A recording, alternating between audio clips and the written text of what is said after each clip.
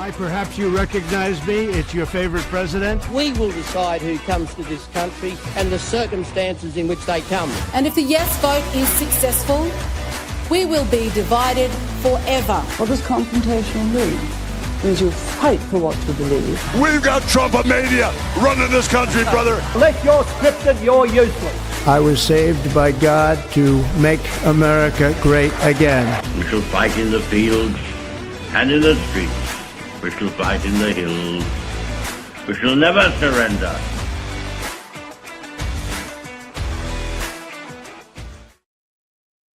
G'day everyone, welcome back to another episode of Commanding the Narrative. My name is Tripp. Thank you to everyone who is watching this today live. If you are with us live on Facebook, Rumble, or YouTube, you can contribute today to today's conversation in the chat. And I will also have the link to StreamYard in the chat at some point for you to call in if you want to ask a question or have your say. We've got a very interesting guest on today. I'm looking forward to speaking with him. He's got a remarkable story. But before we get there, let me let you guys know how you can support us. It's by heading to Buy Me a Coffee. If you head to Buy Me a Coffee, you can contribute with a few dollars. Helps to pay for the stream, helps to pay for the website, and most importantly, gives me a very warm and fuzzy feeling inside, which I've told is very, very important. And if you want to follow us, please head to commandingthenarrative.com. It's easy to remember that website, commandingthenarrative.com. You'll get all our podcasts here, any articles that I might write, and also any events coming up, including the future podcast. So if you're trying to scratch around to see when the next Commanding the Narrative podcast is on, or trying to find the link, you can head to the website. It's the best place to go.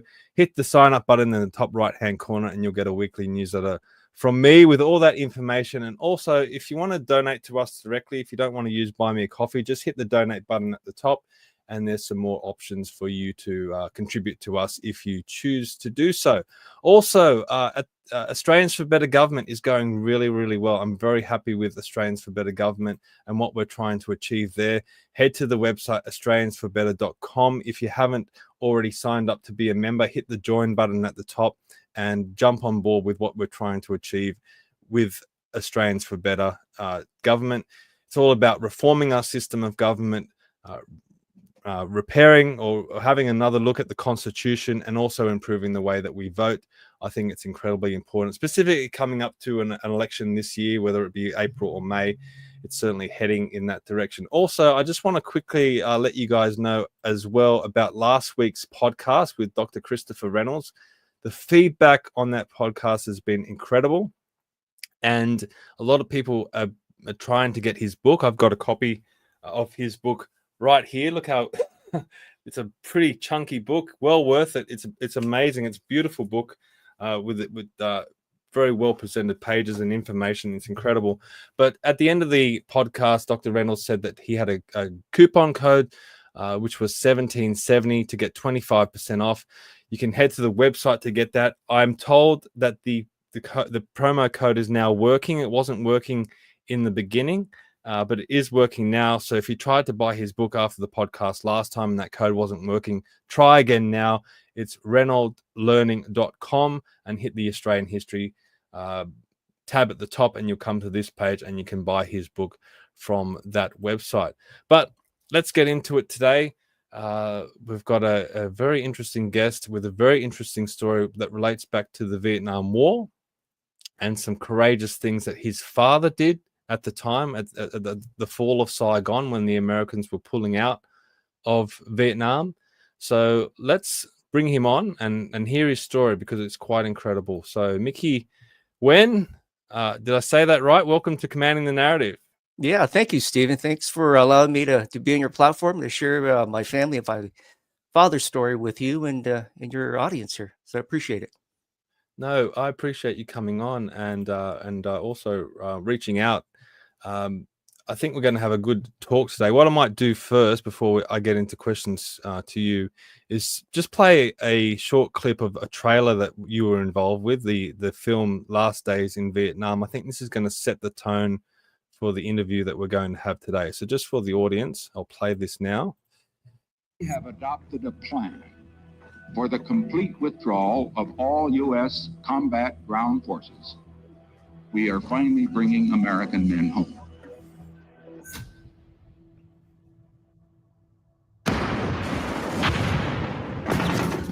the American troops were gone. And as a result, the house of cards began to collapse.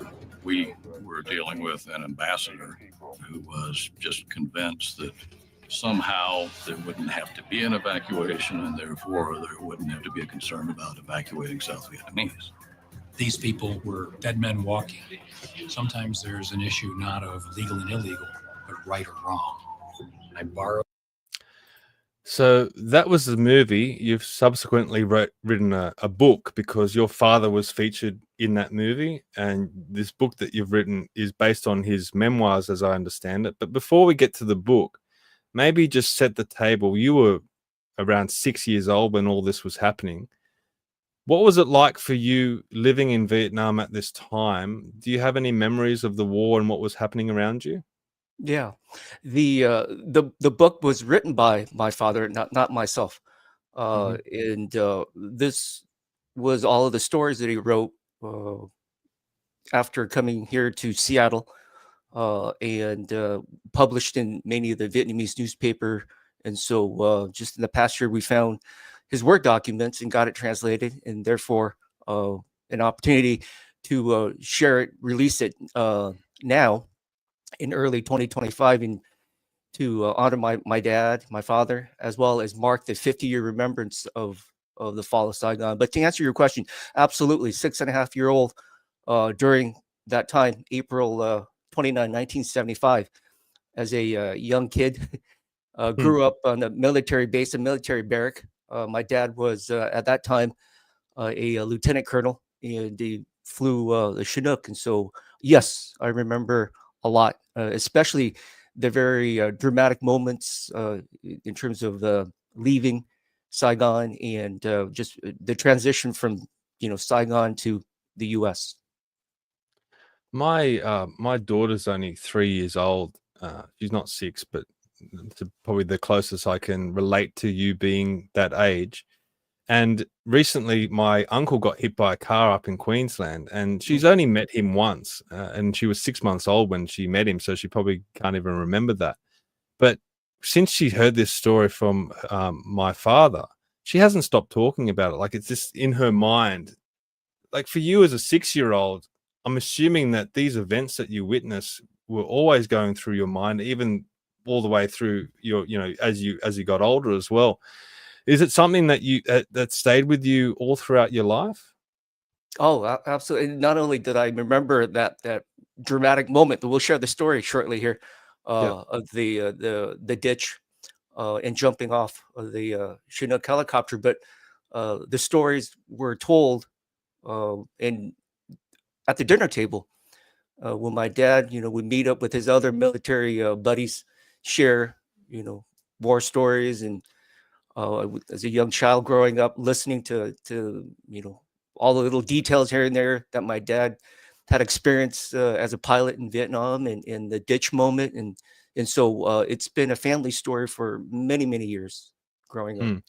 And I guess also to set the table for people who might not know the story of Vietnam, and I'm sure a lot of people do, but maybe for the younger audience, it was basically a conflict between the North and the South were aligned with the Americans, and the North were aligned with the communists and China and some other players. And it got to the point where the Americans were pulling out and leaving the South Vietnamese to fend for themselves. And that was basically game over when it came to the war. Is that basically the situation as you see it? Yes, you summarized it. The communists North and a few communists in the South as well, communist sympathizers also. That was it. That was the insurgents of communism and the U.S. involvement in Vietnam to hold back communism, the tide of communists, and so 2 years prior to 75, the U.S. figured it's not going to end well, and so they pulled out. And from there onwards, it was a moment where my father, on the South Vietnamese Air Force side, had to figure out, what to do, because at this moment in time, April 1975, there was very little hope in terms of, fighting back. And it was now time to figure out how to save not only himself, his his buddies, but family members and others. So, yeah. Well, let's dive into it. I'll bring up this slide deck that you've created, and I'm going to give you the floor to just go at your own pace, tell the story as you want to tell it, and I'll jump in with some questions along the way. Yeah, thank you. So the film teaser that you brought up there was written and produced by Rory Kennedy, The Last Days in Vietnam, and had an honor just to be on it, to share my dad's story amongst a few other stories in that film. But this is a personal story. It's a family story, and one that I know there are many other refugee boat people, immigration types of stories from other Vietnamese folks that very difficult, very challenging. They went through their own struggles, but in this particular case, this was our family story. And so I had a few follow-up questions after that film in terms of, who that man was, who's your dad like?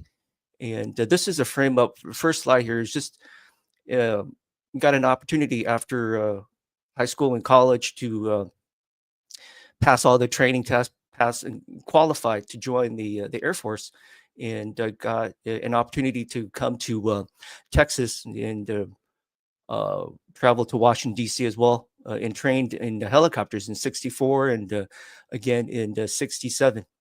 And so my dad's character was all about just, family first, education, service to his country. And so that was the man himself, Ba Van Nguyen, my father. And so flash forward towards this moment here, April 29, April 30th, 1975, where we see iconic images in magazines and Time Life magazines and other media of the tank, the communist tank, rolling into Saigon and taking down the old flag and putting the new flag up. And so at this moment in time, it was absolute chaos. Folks that were working with the U.S. government, folks in the government, South government, working with U.S. military, folks like my father, if would have gotten caught, would have been, placed in jail or for many years in terms of a re-education camp. And so at this moment in time, it was just he waited out for in terms of his commanding officers to give him orders of what to do next. But the commanding folks, the senior folks in the military, took off as well with their family to get out of there. And so it was just now him and three of his other squadron Chinook helicopter pilots trying to figure out what to do next.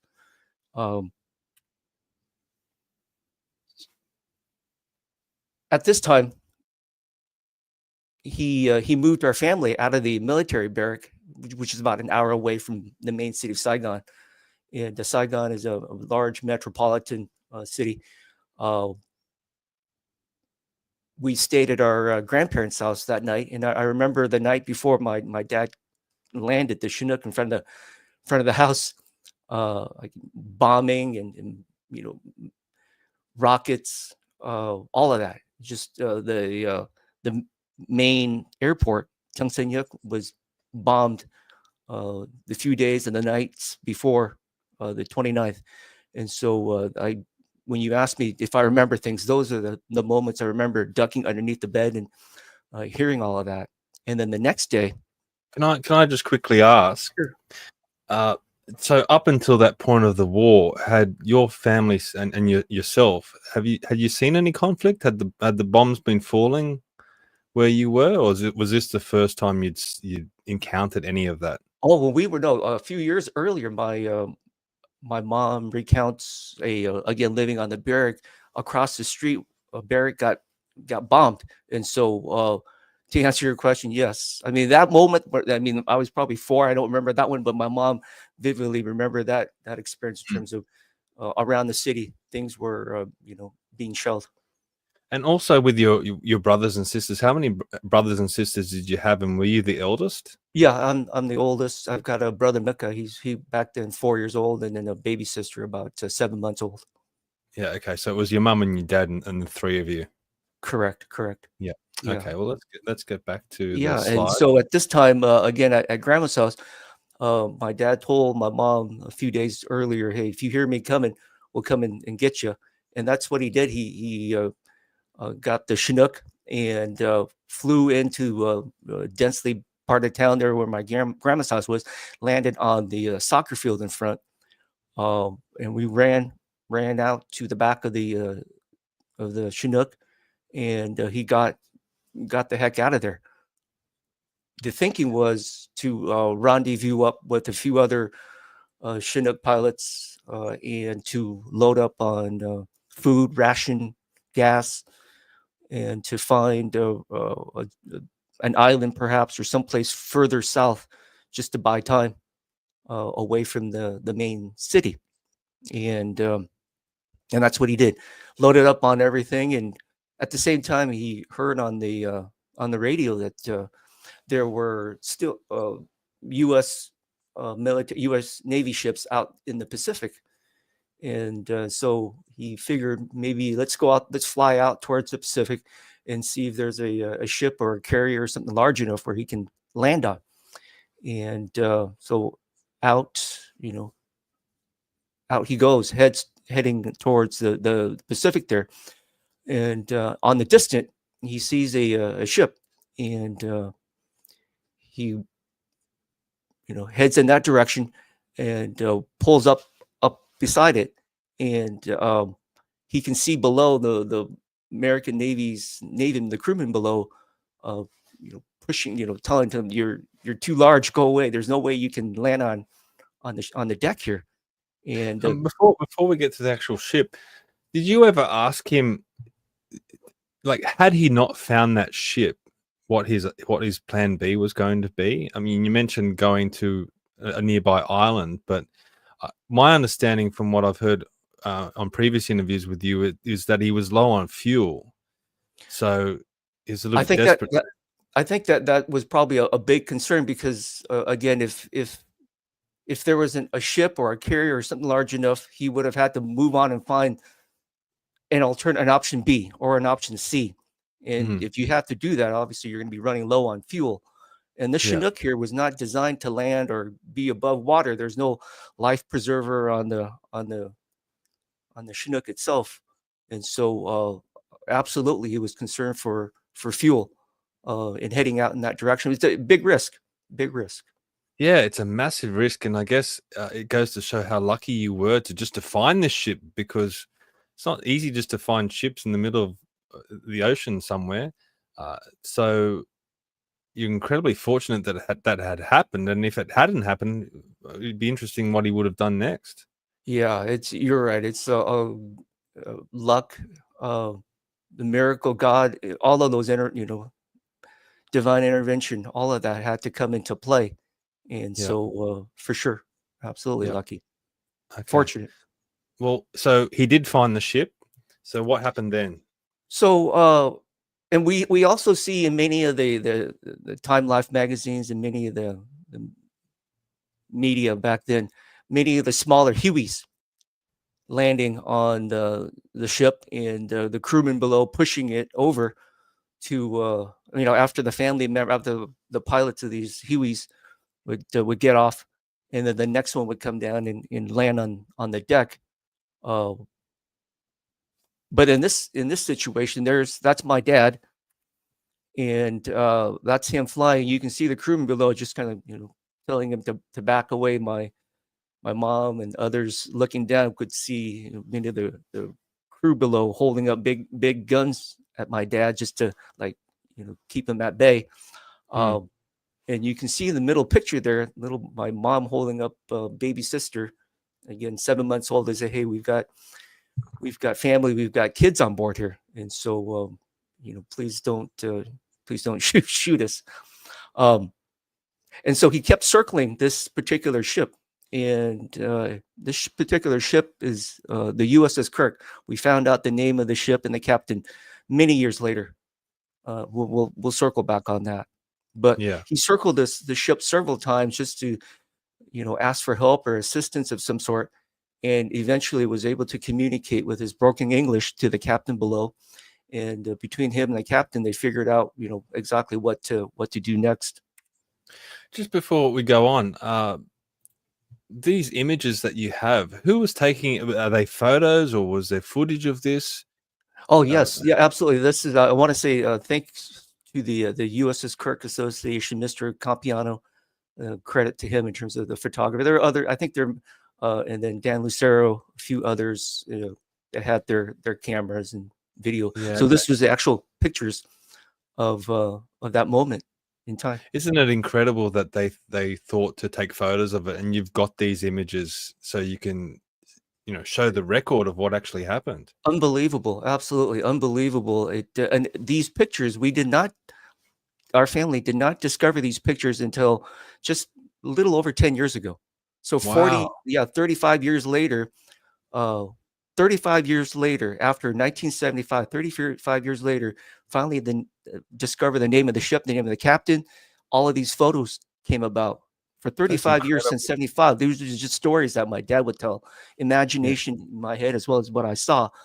And so, yes, absolutely, these photos finally came about. And I'm assuming once you found these photos, it would have been incredibly exciting, especially when you see the photo of your mum in the little window of the chinook, and everyone peering through the hot. Like, how did you feel when you actually saw these photos for the first time? Just amazed. Just like it's like the story that I would always jokingly tell buddies or friends that I've shared this story with. It's going fishing and saying that you caught this large fish, but your friends don't believe you because you don't have any pictures, right? But in this case, finally the pictures came about, and it was just amazing when I saw it. I'm sitting at work. This was in 2009. I'm sitting at work, and these pictures came about from the Navy historian, Mr. Jan Herman, who did the research on the ship, and reached out and tried to find the pilot that did the ditch. And at this time in 2009, 2010, my dad had Alzheimer's, and so he wasn't able to reply or anything. And so I was able to communicate with the historian and all of the connection between our family and the Captain Paul Jacobs. Yeah, that's it's such an incredible story. I mean, there's so many fascinating aspects to the whole thing, but it's amazing. All right, so this photo here shows the crew, and that's the captain there wearing his shorts, and it looks like he'd just been having a nice, relaxing day before all this started. But why are they pushing this Huey? Is that a Huey helicopter? Why are they? That's right. Because they had to make room for the next Huey that would come in. Again, all of these family members, Vietnamese family, they had the same idea as my dad. Go out to the ocean and try to find a ship large enough. So you guys weren't the only ones trying to get on this ship. Your problem, exactly. Your problem is that your dad picked the biggest chopper he could find. Yeah, exactly. It was just too large to land. And we'll see in the next few slides. But I just want to show this slide in that I acknowledge the humanitarian, the compassion of this gentleman right here, Captain Paul Jacobs. Without him, history for our family would have taken a different turn for that. And so not only did he saved our family by allowing my dad to do what he had to do, but saved many other families thinking of the same idea as well. And so amazing gentleman. Is he still alive? Did you get a chance to meet him later in life? I did. In 2010, we had a reunion with the USS Kirk, and met Mr. Captain Paul Jacobs. He passed away about 5 years ago, around 90 years old. So incredible human being. Yeah. Wow. Yeah. And so you can see the type of leadership he was, right? He didn't lead by sitting on a leather chair or anything like that, or command post. He was on the ground floor helping his guys out. And so just you can see what kind of a person he didn't waste any time trying to put his uniform on or anything like that. He just got straight into it. Exactly. Yeah. And so, as you can see, the picture all the way on the left there shows how narrow, and this is the actual USS Kirk, how narrow that was of a platform on the stern on the back. And so again, there's no way that my dad would have landed. And so what he did was, the captain, we all, the ship was a frigate. It was a submarine destroyer, had all the expensive sonar, radar, and all of that. And at this moment in time here, it instead of military duty, became a humanitarian effort at this time. And so the captain kept the ship, moving straight ahead, and allowing my dad to hover the chinook right behind it. And the starboard, the right door, opened the right door, and folks were jumping out. This is a picture from Adam Colts, who painted the moment. We jumped out. You can see, and then the New York Times did a illustration of my mom dropping the baby sister down. And at the reunion in 2010, we met the gentleman, Mr. Kent Chipman, who greeted us at the door there. And he said, I'm the guy that caught, you, pointing to my baby sister now, who's, an adult. It was just an amazing moment, just the reunion. Very emotional. But it goes to show how desperate your parents were. I mean, the fact that your mother was willing to throw a baby out of a chinook hovering above a ship, it's a terrifying moment, but the desperation to do that, to just do something to ensure the safety of her children and her baby, it goes to show how dramatic these circumstances were. Absolutely. A desperate moment calls for desperate measures, Yeah, that's right. Yeah. And so it was creative thinking, taking risk, thinking outside the box. All of that had to just come into play. And again, luck, God, and everything else in between to just help us out. I mean, this is one of those situations where one little thing could have gone wrong at any point, and it all seemed to. I mean, it all worked out. You all survived. So, it's incredible. But it gets even more incredible. So let's keep going, because what actually? So did you jump out? Like, what was your actual circumstance when it came to this? Yeah, I just jumped like followed everybody else. Yeah. Were you like afraid, or like? No, I was as a young boy, and I loved climbing trees. Again, I lived on the barracks, and so there was all sorts of, weaponry and things laying all over the place on the barracks. And so it's just, just a young boy climbing a tree, or in this case, jumping off a tree. And so this is just an ordinary everyday for you. yeah. But fortunately, jumped down, and the crewmen below were brave individuals, folks like Mr. Kent Chipman, who risked their life standing underneath us, because again, a swell or a mismaneuver from my dad or something could have just dropped the helicopter right on top of them. And so just everything had to be in sync and exactly. You're battling the swell, you're battling the wind, you're battling these two massive pieces of machinery that can, particularly the helicopter could sway at any point. I mean, it's just incredible. That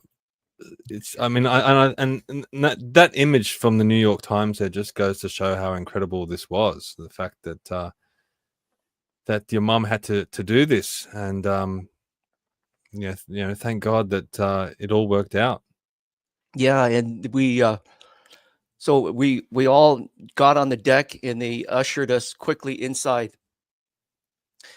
They quickly ushered us all inside the cabin there. Didn't want any kids or anybody running out on the deck.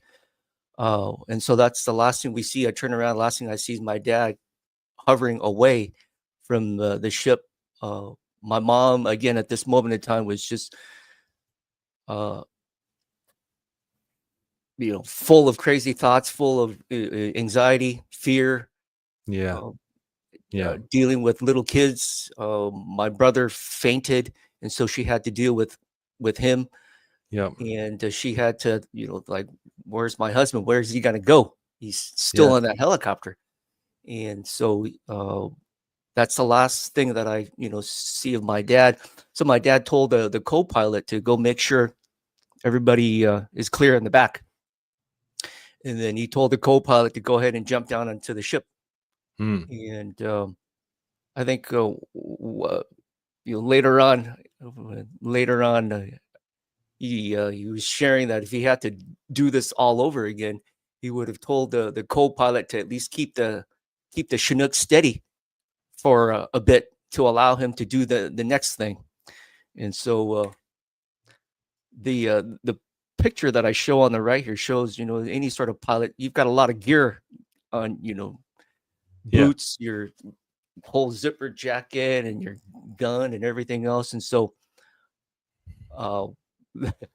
the joke my dad would noted to us was just to ask the co-pilot to at least hold it steady for him for 5 minutes so he can take off all of his stuff, and then tell the co-pilot to jump. But that's what he did. My dad hovered away from the ship, as you can see there, 100 yards or so, and for a few minutes there, sat there, kept it hovering, and took off his boots, unstrapped the boots, and took off all of his gear down to his undergarment, while still trying to fly the Chinook. Yeah, trying to keep that steady, because there's no way that he would have flown back to land or back to the he would have gotten put in jail for at least 15 years, and there's no way he's going to leave his family there. So he's got to figure out some way to get off of this helicopter.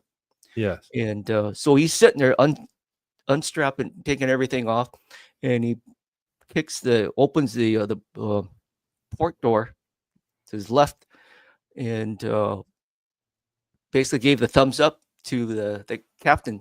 They by this time they put a little skiff in the water to go and hopefully pick him up. And so he kicks the door out, and with his right leg pushes the rudder. The Chinook have it lean to the right while he bails. He jumps to his left, and that's what he did. And this is that iconic image that we see. Wow! In the film, and I use it as the book cover. Yes. And so massive explosion, behind him, and there he is, there in the red dot below there, and you can see him. And he said salt water was so buoyant, he tried to dive at least 2 or 3 times, 4 times, just to get underneath the water. But at the same time, behind him, just this massive explosion. Because I mean, if anybody who's ever heard of a Chinook flying by while you're driving down the road or over your house or next to a military base, these things are loud, thunderous. And so eventually it calmed down, and he's floating right there, and they came by to pick him up. And my mom saved that paisley undershirt and his boxer shorts through the years. And when we resettled in Seattle after some time, worked at Boeing and everything, and for his retirement in 2019, I asked my mom where his undershirts and garments was, and created him a keepsake box with all of his medals that my grandma saved, and gave that to him. And we used that keepsake box to prove to Mr. Jan Herman, the historian, that they found the right pilot, because the pictures of this and the shirt, it all matched up. And so that's my dad talking to the Captain Paul Jacobs there, and one of the officers below. And that once he got onto the ship, it was just a moment of relief, and many months leading up to this moment here, that he had to think through and worry and fear and everything else. And so it was the first step onto freedom, and then from there onward. And through through all of this, you didn't actually see any of this happen because you were inside the ship. Exactly. Yep. So did you hear it? Do you have any memories of that? You hear this big explosion. Did you fear for the worst? I don't think we heard it inside. It was so noisy just all around. I don't think my mom would have heard.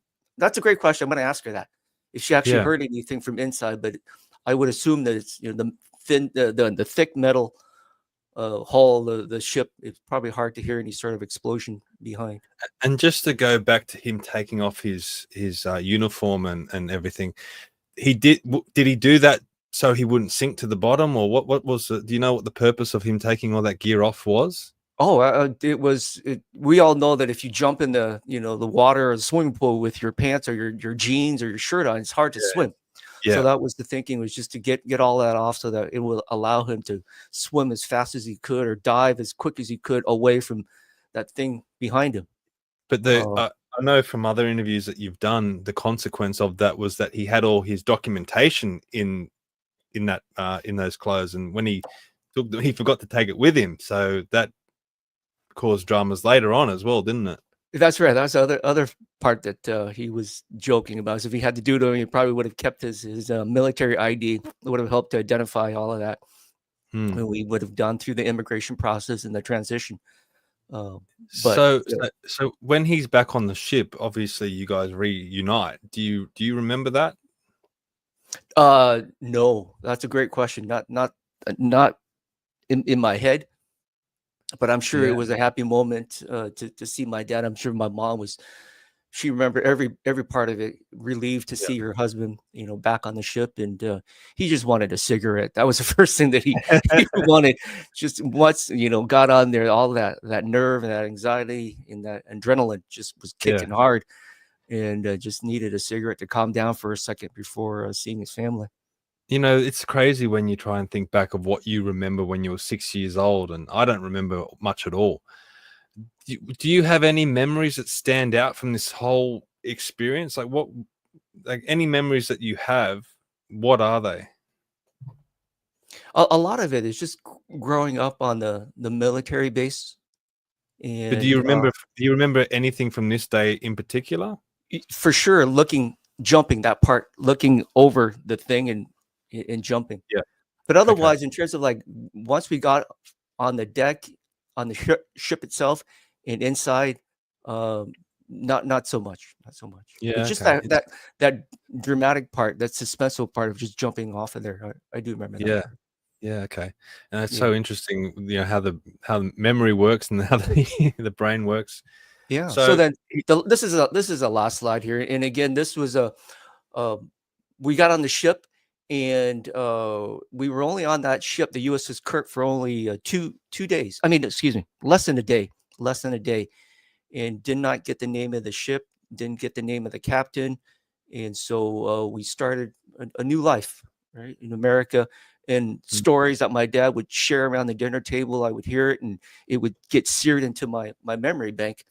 And in 2009, about 35 years later, got an email from the U.S. Navy trying to find this gentleman that did the ditch, and then found my dad.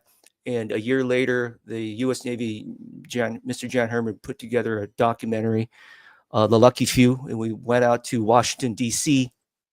to a reunion with the captain and everybody, and then the media, NPR, and the media picked up the story.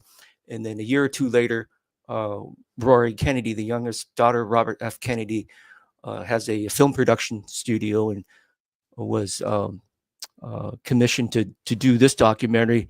And in 2014, and finally in 2015, it got shortlisted down as an Oscar-nominated film, Last Days in Vietnam. And so, really honored to be a part of this whole storytelling process. And here we are today, again, 50 years later, and I find all of my dad's old writing, and got it translated last half of last year, and to commemorate and to honor my dad and the crew and many of the folks that helped us along the way. This book here is written by him, translated to English and Vietnamese. Yeah, So, wow. So yeah. people, if they want to get a copy of the book, they can head to the website, nguyenvanba.com. It's NGUYENVANBA.com. I'll put the link Correct. in the show notes if anyone wants to check go to the website and check out the book. You can head to Amazon. That's probably the best place to go here in Australia, or if you're in America, you can also get it at Barnes and Noble. It's an incredible story. Does the book just focus on this story, or is it the whole? What's the time frame that you go through in the book? Yeah, the book is broken up into three primary sections. We lead, my mom and I, when we organize and all of this. The first chapter really was to talk. The first chapter covers his writing around this dramatic moment, where it's not his son telling it for the past 10 years. It is him telling the story through his own eyes, through his own voice, through his own writing. And so that's the first chapter really leads off around the last day or two of April 29. And then throughout the whole book, he shares stories of, his days in training in the U.S., all of the technical trainings that he had to do, and because that was a big part, right? He'd already done the training in the US, so he learned how to speak English, so he could communicate with these people, like the captain and everything. Yes, absolutely. So to answer your question, yes, stories pre April 29 and post life in America, the assimilation, the immigration process, folks having to quickly figure out a new life, start all over again. So it encompasses everything from resiliency, bravery, courage, overcoming obstacles, betrayal. There's a lot of stories of betrayal. Some of his squadron folks, buddies, flip sides, at the very last moment to the other side. So it encompasses the all of those human stories that we, very relatable in terms of whether you're a veteran or not. The love stories as well, lost love, broke. Love stories in terms of, military. One of his military friends had to leave, and coming back and finding out that girlfriend married some other person, right? Because of all of this. So, all of those types of stories are in this book. So after this event, you were put onto another ship and taken to a camp. Is that right? Was that in America? So again, on the USS Kirk for less than a day, and then got transferred to a different ship. The USS Kirk had to continue to stay in that area to surveil. Yeah. But we went onto a different ship to Guam, and then on Guam for a while, and then to Wake Island, and then from there to Hawaii for a day, and then Hawaii onto Camp Pendleton, north of San Diego, where we were there for a few months to the whole immigration, the whole process. And then finally a church, Cross of Christ Lutheran Church here in the Seattle area here sponsored our family. And that's where we end up here in Seattle. And what were your first impressions of America, and how did your family adjust to this new life? As a 6.5, close to 7-year-old boy at this time, I remember starting school in the fall time, September fall time, and first grade in school, having to quickly learn a different language. But as a young child, young kids pick up things real quick, and so first grade in school, and got to enjoy all of the freedom and all of the things that American and had to offer, but at the same time dealing with derogatory racist types of comments growing up here and there. All white elementary school, all white junior high and high school. So and here's a new kid from Vietnam, which America has just been at war with, and they probably didn't understand that there's the good Vietnamese and the bad Vietnamese in terms of the American perspective. So these are just young kids. They probably don't understand the full situation. So there would have been a lot of that. Yeah. Did you So it's feel? just, Did you feel like, did you miss Vietnam when you were growing up, or were you happy to be in America? that's a great question. I only missed Vietnam further later on in my adult life because because many years later, 35 years or 30 years later, somewhere around there, had the chance to finally go back to Vietnam and visit, my grandparents and aunts and uncles back there. And so I loved it, love it. But as a kid growing up, I was just happy to mom and dad and having friends and just, a different life. If you ask my mom and dad that same question, I think it would have been a different, I know for sure. And he shares it in the story where the worry for my mom having to learn a new language, starting all over again, trying to both mom and dad trying to find work and employment and assimilating. And so their level of challenge and difficulty was at a much different, level as a young versus a young boy's perspective, Yeah. So they had to quickly hustle. Yeah, no, definitely. What about the people that were left behind? So friends of the family or even family members, do you know what came of them when the North Vietnamese came in? Yeah, a few of my father's, my dad was the oldest in his family of 10 kids, and many of my aunts and uncles, while at my grandma's house, as my mom, we ran into the back of the chinook when my dad was in front of grandma's house, told them to, hey, come on, let's go, go with us. And so they said, no, go with your husband, because at this moment in time, they didn't know exactly what was going to happen. And so there were moments of regret in terms of not, going with my dad. But the good news is, years later on, they got an opportunity to come, come to the U.S. And so for others that weren't so lucky, I have some couple uncles that were that served in the military that got captured by the communists and had to go into a brutal re-education camp. I mean, you've seen, at least in America, like folks like John McCain getting caught in these military re-education camps. Brutal. I've got some pictures of it, and I didn't want to show it, but for those that couldn't leave and part of the South and working with the U.S. government, they were treated awful in these camps.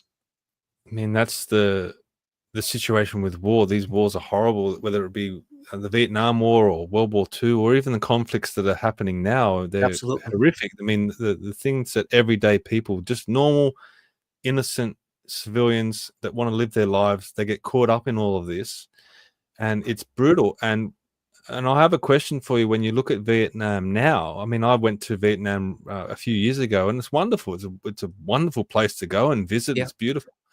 And beautiful people, and it's really a great place. Wonderful food, everything. It's got everything. Beautiful coastlines. When you think about the war itself, was it really worth it? Like these conflicts, they erupt, and so many people, their lives are ruined. But you look 50 years later, and everyone moves on from it, and it's a completely different scenario. Like, how do you feel when you look at Vietnam these days? Diplomacy is always encouraged, right? I mean, peace, negotiation, diplomacy. War is the absolute last thing that you would ever want. The death toll, 60,000 American soldiers and over 3 million Vietnamese folks died in that conflict. And so a lot of blood shed was unnecessary. You're right.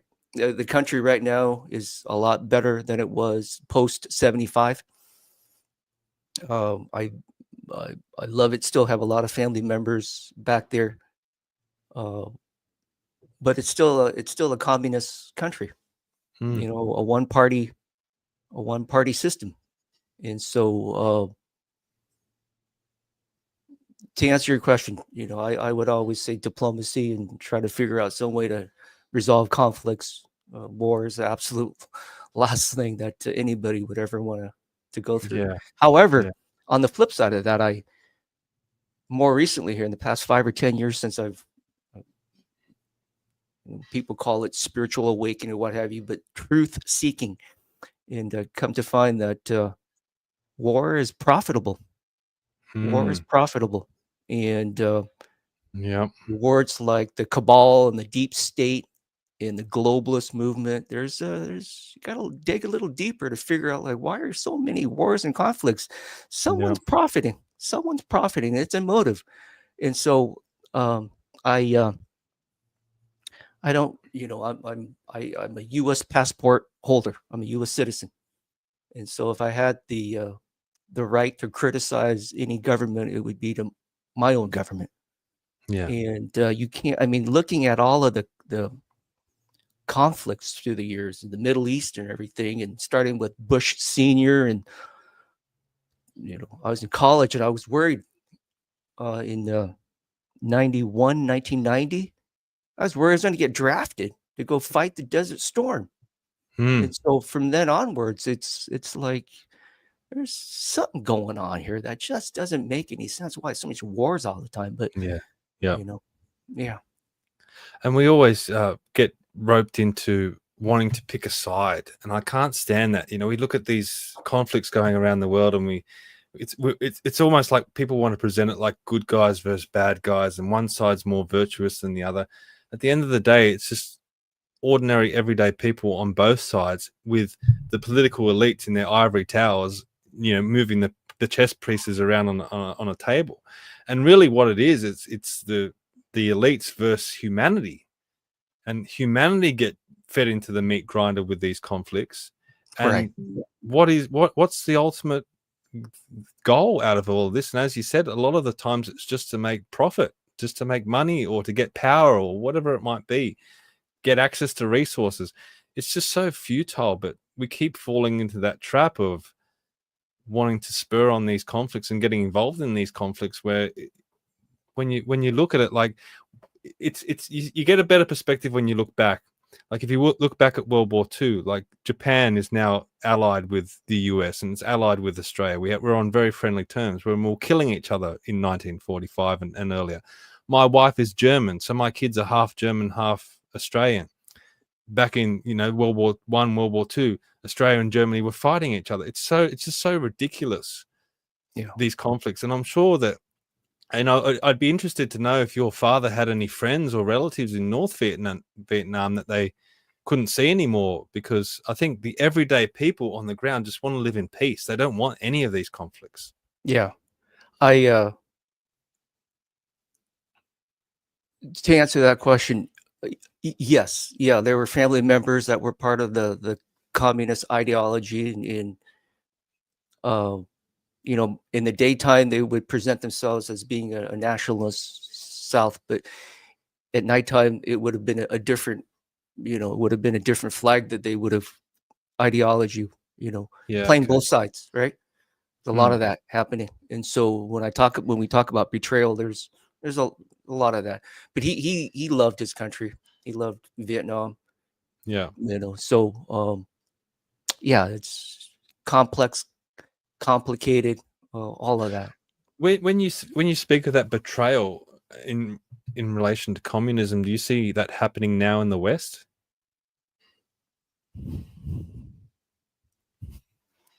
I smile is because yes, I do. Yes, I do. The many of the leftist ideology or the leftist agenda or policy leans in that socialist communist sort of a thinking. And I mean, we can talk about this for hours, but there are pockets of groups and people that lean in that direction, unknowingly thinking that it's a utopia to have socialism or anything like that. No, look at Venezuela, look at Cuba, look at many of these other countries that have gone in that direction and did not end up so well Vietnam, much better, again, much better than it was, the first 5 or 10 years, 15 years post 75. But it's still a communist country where if if they want it, they like it, it's theirs. So. I want to fast forward to some modern day topics because I think it's always good to put it into a bit of perspective. I'm going to play this clip. This is Afghanistan recently in the last few years, where you can see the images there of the US pulling out and the Afghans desperately trying to cling to this plane and in a desperate attempt to somehow not be left behind. When you saw that footage, did it bring back memories for you? Exactly. It's the same sort of iconic images as we've seen people trying to get up on the the ladder to get on the helicopter and figure a way out.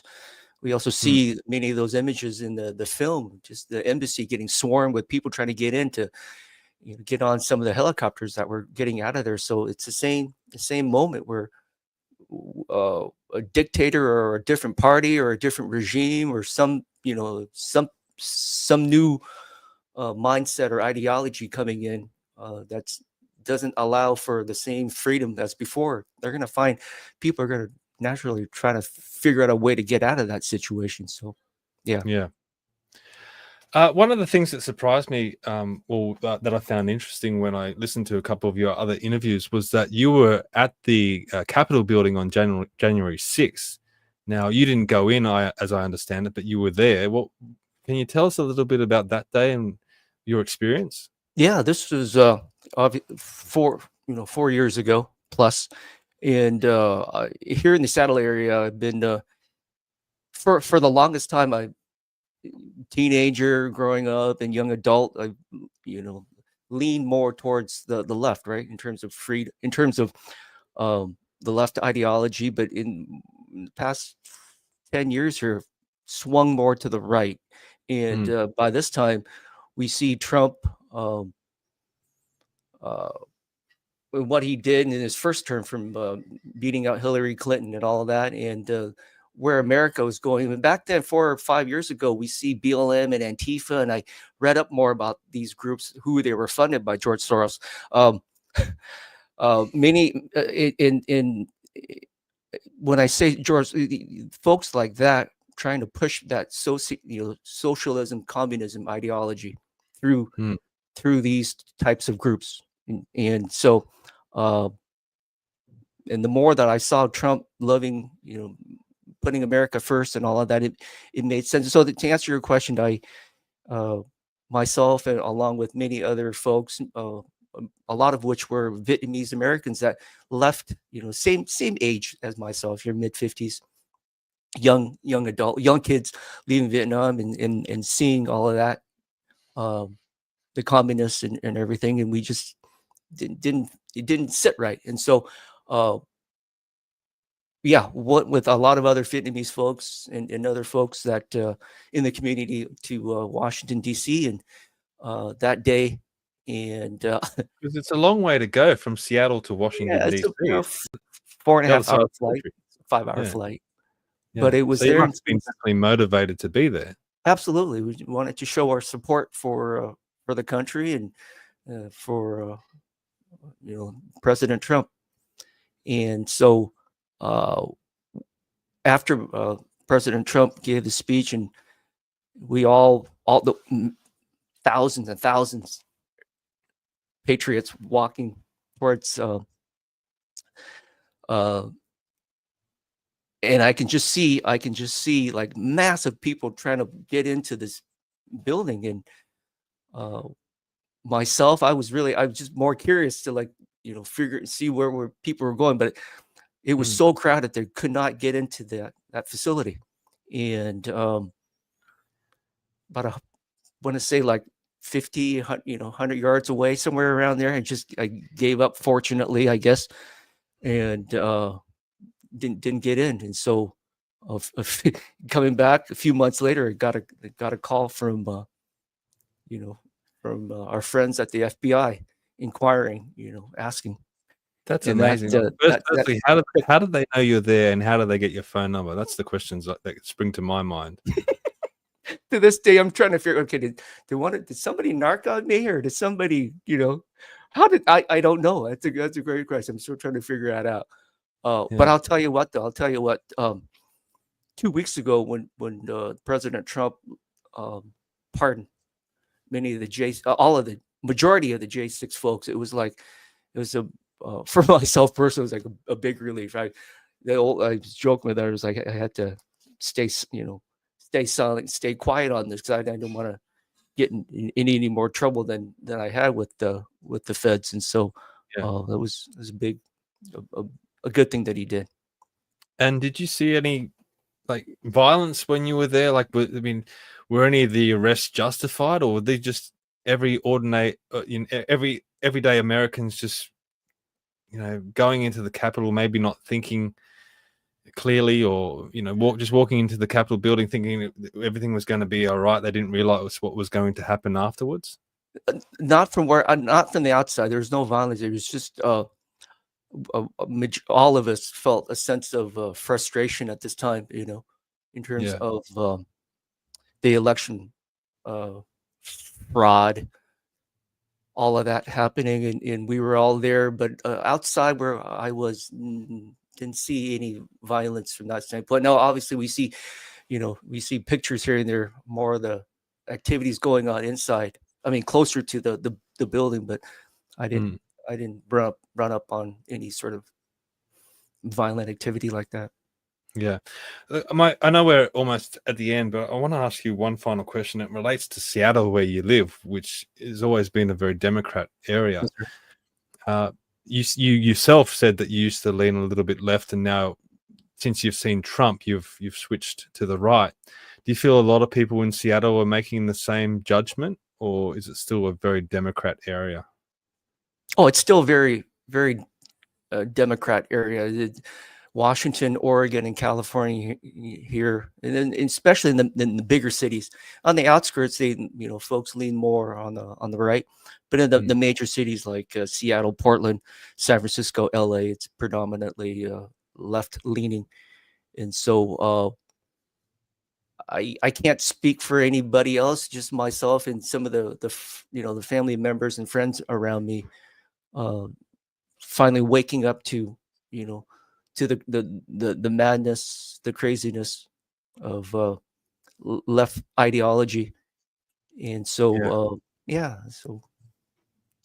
it's just interesting, to think that Trump won everything. He won the popular vote, he won the House, he won the Senate. It's a big turn from when he started in 2016. So I'm always fascinated by the journey that the voters go on to coming across to where he's at, and how he did it, and what that process is. So I think that would be most interesting to see in the strong Democrat areas that you just mentioned. So right, and we hope that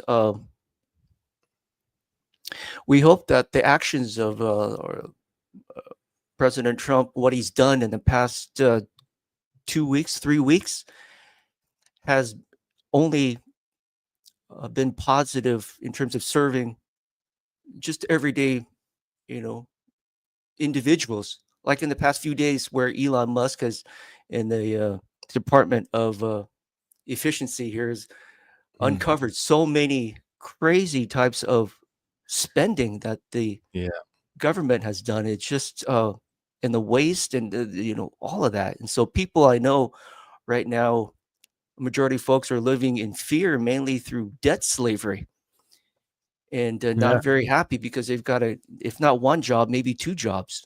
And it wasn't like 200 years ago where African Americans were 100% slaves. Right now we are basically 30 to 40% slave, where taxes and property tax, we're just getting taxed to death, and to keep up with all that. So I just been the only and while have an opportunity to be on your platform, the only thing that concerns me, I'm not too happy about it, is this whole Gaza thing that he announced yesterday. That's going to lead into something well, I still trying to figure that one out. But everything else that he's done in terms of the citizens and the efficiency, cleaning out the deep state and the corruption, awesome. Well, I mean, it's just one slice of the pie. I'm sure if you did the same thing here in Australia, you'd uncover just as much wasteful spending. Where is all this money going? Or, it would be across the world. Taxpayers in every country. I mean, we get taxed highly. The rates of taxation here are incredible here in Australia. Like, where is this money around the world going? So the good on Elon Musk and Donald Trump for trying to uncover it all, and hopefully they uncover something, but it just goes to show how corrupt the system is, and something's just not right, and we need to work it out, and let's see what happens over the next 4 years. Right. But so far we're liking what Trump's doing, cleaning things up. Yeah. Well, look, I want to encourage everyone to get your book. I think it would be a fascinating read, and also just to support everything that you're doing. So as I said, I'll put the website in the show notes if anyone wants to go to the website, or you can go directly to Amazon or wherever you get your books and type in The Last Flight Out. So just to finish up, Miki, is there any final comments that you want to say to the audience on anything or specifically on the book? Yeah, I just want to say that thank you again, Stephen, for allowing me to share a personal family story, on this platform. As a matter of fact, I think you're the first international platform that I've been on. So most of this time it's been in the US. And so, we pray for, for all the people across the world and for the folks in Australia. And so thank you again for the opportunity. No, thank you, mate. It was a fascinating story, and all the best with everything that you're doing. And if you ever do another book in the future or anything that you want to promote, let me know, and we'll be happy to have you back on, because you're a good man and you got a fascinating story, and it was interesting speaking with you today. And if anyone wants to follow Miki's Instagram page, also head there as well. I'll put that in the show notes, and you can keep up to date with all his interviews. He's been doing interviews across America, as he just said, and you can hear more about the story of his father, the heroic story of his father, and also his family, because a lot of the focus has been on the heroic acts of your father, but it was the whole family, your mother and the 3 children. You all showed signs of heroism, and your mum keeping everything together, and et cetera, et cetera. So it's a great story, and it's so wonderful to hear that everything turned out for the best. Yeah. Okay, everyone. Well, thank you for watching today. Please support Miki and his book. I encourage everyone to get his book, and thank you for watching. If you think anyone would be interested in this story, maybe some war historians or people that were interested in the Vietnam War, please share this out to them. I say it every single time. Please share these interviews out, because I think they are incredibly important. Also, head to the website, commandeered.com, to keep up to date with everything we're doing. But for now, we'll see you all next time. Thank you, everyone, for watching today.